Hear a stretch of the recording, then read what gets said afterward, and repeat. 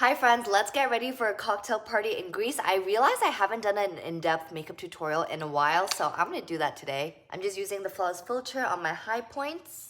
And I've been loving the Dior Forever Concealer lately, and I always put it in these areas since I get red here a lot, and then my dark circles. We're gonna let our concealer sit so I can get a little bit thicker and give you more coverage. Meanwhile, I'm just putting on some cool toned bronzer. I've been loving using cool tones lately because I think the color mimics the natural shadows of your face a lot more, so it just looks a lot more natural. Like, look how natural this cool tone bronzer is. And even though I have my brows laminated, it's week 3 and I can see it kind of falling a little bit. So I'm gonna use a bit of brow gel just to reinforce it. And then I always like to fill them in after I've gelled them up because that way my brows are already in place, so I know exactly where I need to fill them in. Like here, here, and the ends. Just look at how well that one layer of concealer is sitting on my skin right now. Dark circles, where? Okay, blush placement is so dependent on your face shape. For mine, I love putting it on the high points of my cheeks. So like here.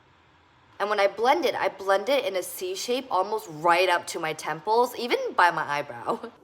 I never like to blend my blush lower than my nose. I always like to keep it in this upper half of the face because if you start to blend it down here, it drags my face down. By now, you guys should know the setting spray and powder puff method, but once you drench your face with setting spray, wait for your face to dry a little bit. Don't start putting powder on because it's gonna start claying and caking together and it's just gonna look really clumpy on your face. When it starts to feel a little bit tacky, that's when you go in with the powder. I like to take a powder puff, and before I go in with my face, I dab the excess off.